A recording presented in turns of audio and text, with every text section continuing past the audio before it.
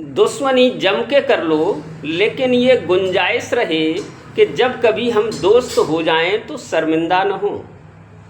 और दुश्मनी का सफ़र चलता भी कितना है, ज़्यादा लंबा नहीं चल सकता। दुश्मनी का सफ़र 1 कदम 2 कदम, तुम भी थक जाओगे और हम भी थक जाएंगे। इटावा के दादरपुर गांव में चोटी काटने की जो घटना हुई, तब उस पर बात तो होनी चाहिए थी, ये सही है या गलत। बात तो होनी चाहिए थी कि भाइयों भाइयों का झगड़ा सही है या गलत। बात तो होनी चाहिए थी मानव पर जाति भारी क्यों पड़ गई। बात तो होनी चाहिए थी एक ही धर्म का 2 धड़ों में बंटना अच्छा है क्या। और बात होनी चाहिए थी प्रेम की और सौहार्द की। बात होनी चाहिए थी वसुधैव कुटुंबकम की, सारी धरती ही एक परिवार है। और बात होनी चाहिए थी उस समुद्र की लहरों की नहीं। जैसे अचल प्रतिष्ठा वाला समुद्र नाना नदियों को अपने अंदर समाहित कर लेता है, आपके देश आपके धर्म में ये क्षमता है, वो सबको स्वीकार कर लेता है। उसी तरह बड़ा हृदय दिखाना चाहिए था और इस विवाद को शांति की तरफ ले जाना चाहिए था, हवा देने का काम नहीं करना चाहिए था। अमेरिका के शिकागो शहर में स्वामी विवेकानंद का दिया गया भाषण के कुछ अंश में आपको सुनाना चाहता हूँ कि वे अपने देश भारत को और अपने धर्म को कितने बड़े हृदय वाला दिखा रहे हैं।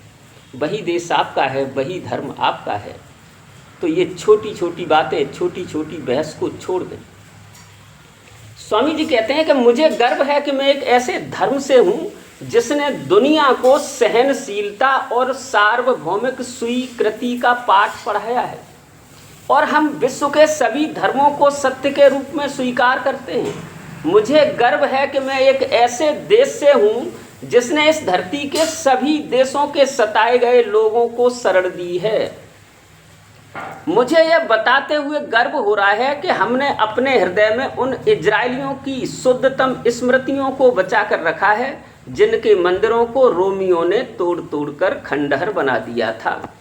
तब उन्होंने दक्षिण भारत में शरण ली थी।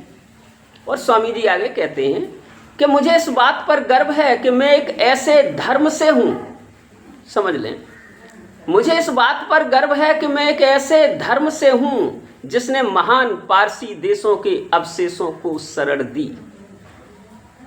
स्वामी विवेकानंद इसमें अपने देश और अपने धर्म की विशालता को दिखा रहे हैं कि जिसने सबको शरण दी, और कहते हैं कि सार्वभौमिक स्वीकृति का सिद्धांत दिया, यूनिवर्सल एक्सेप्टेशन, सबको स्वीकार करना। सार्वभौमिक स्वीकृति का मतलब है सबको स्वीकार करना, सबको सम्मान देना, सबको मान देना, सबको मानना, लड़ना नहीं।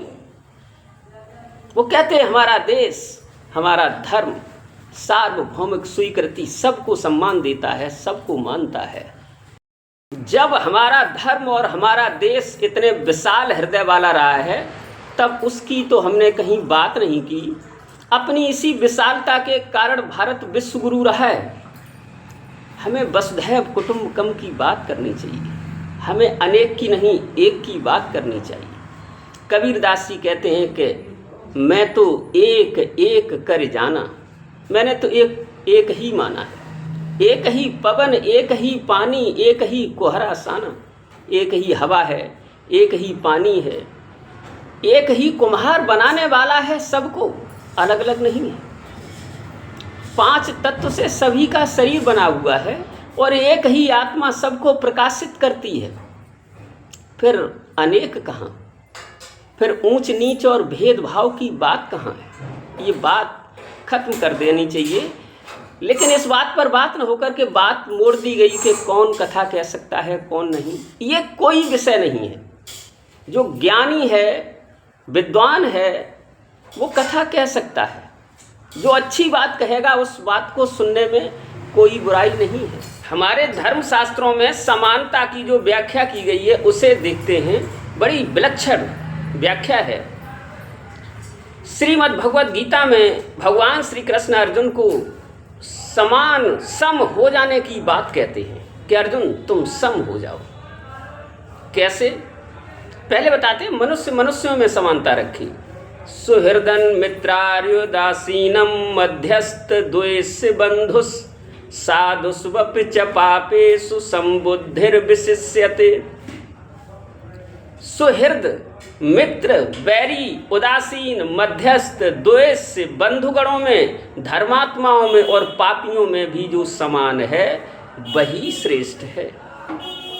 यहाँ मनुष्य मनुष्य की समानता बताइए। ये सभी मनुष्य हैं। कोई सुहृद होगा आपके लिए, मनुष्य होगा, मित्र होगा, मनुष्य होगा, बैरी होगा, मनुष्य होगा, सुहृद होगा, मनुष्य होगा, धर्मात्मा होगा, मनुष्य होगा, पापी होगा, मनुष्य होगा। ये सभी मनुष्य मनुष्य में कहते हैं कि समान भाव रखे।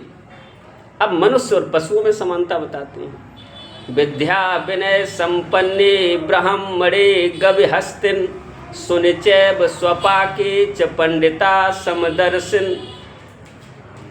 अर्जुन, ज्ञानी लोग जो होते हैं, अब ये भी जान लेना ज्ञानी कौन होते हैं। बहस चल रही है कि ज्ञानी व्यक्ति ही कथा कर सकता है, तो ज्ञानी एक बड़ी विलक्षण चीज़ है। तो ज्ञानी होना आसान नहीं होता, कह देना तो बड़ा आसान है। भगवान यहाँ कहते हैं जो ज्ञानी लोग होते हैं वो विद्या और विनय युक्त ब्राह्मण में, गाय में, हाथी में और चांडाल में समानता देखते हैं। सब में एक ही ईश्वर के दर्शन करते हैं। ये रही मनुष्य और पशुओं में समानता। पहले थी मनुष्य मनुष्य में समानता। अब कहते हैं व्यक्ति में समानता रखे, भाव में समानता रखे, पदार्थ में समानता रखे, क्रिया में समानता रखे। वो कैसे? समशत्रौ च मित्रे च तथा मानापमानयो शीतोष्ण सुख दुखेषु समः संग विवर्जिता। अर्जुन, जो शत्रु मित्र में, जो मान और अपमान में, सर्दी गर्मी इत्यादि द्वंद्वों में आसक्त रहित है, वही श्रेष्ठ है। अब यहाँ पर शत्रु मित्र क्या है? व्यक्ति, व्यक्ति के वाचक हैं। मान अपमान क्या है? क्रिया है। मान हो या अपमान हो समान रहे। वो ये समझे आज अपमान हो रहा है तो कल सम्मान भी हो सकता है, और आज सम्मान हो रहा है तो कल अपमान भी हो सकता है। ये पहले से जान के रखे तो सम्मान हो सकता है, नहीं तो नहीं होगा। वो सम्मान को अलग समझेगा, अपमान को अलग समझेगा। ये दोनों एक ही हैं। तो यहाँ शत्रु मित्र क्या हो गए? व्यक्ति हो गए। मान अपमान क्या हो गए? क्रिया हो गए। शीत उष्ण, शीतोष्ण सुख दुखेश जो कहा गया था अभी, शीत उष्ण, सर्दी और गर्मी ये पदार्थ हैं। और सुख दुख में भी समान रहे, सुख हो या दुख हो इसमें समान रहे, ये भाव है। तो इसलिए व्यक्ति में समानता, क्रिया में समानता, पदार्थ में समानता और भाव में समानता। अर्जुन, ऐसी जो समानता रखता है वही श्रेष्ठ है। तो मैं यही कहना चाहूँगा, सब में समानता, सबको श्रेष्ठ समझना चाहिए, सबको अपनी अपनी जगह पर सम्मान है। ये सोच करके विवाद को ख़त्म करें और हम अपने शास्त्रों की तरफ मुड़ें। और हरिवंश राय बच्चन की दो लाइनें कि नीड़ का निर्माण फिर नेह का आह्वान फिर वह चली आंधी की कांपे भीम काया बान भूदर जड़ समेत उखड़ पुखड़ कर गिर पड़े टूटे बिटब पर।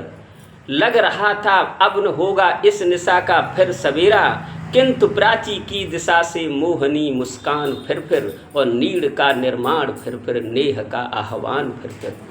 तो मैं यही कहना चाहता हूँ कि फिर से नीड़ का निर्माण करो। जैसे चिड़िया का घोंसला टूट जाने से वो दोबारा फिर उसका निर्माण करती है, तो फिर नीड़ का निर्माण करिए, फिर अपनी उसी एकता का निर्माण करिए, फिर नेह का आह्वान, फिर प्रेम का आह्वान करें। हम सभी पूरी धरती से प्रेम करें, वसुधैव कुटुंबकम की भावना रखें। आंधी आती है तो पेड़ भी उखड़ जाते हैं, घोंसले भी गिर जाते हैं, लेकिन फिर वृक्ष उगने लगते हैं, फिर घोंसले बनने लगते हैं। तो मैं चाहता हूँ अपने सभी समाज से, सभी लोगों से, सभी विद्वानों से कि इसमें छोटा बड़ा ऊंच नीच का भाव त्याग करके सबको समानता का पाठ पढ़ाएं, एक हो जाने की बात कहें सभी सभी से प्रेम करें और सभी सुखी रहें, मेरी यही कामना है।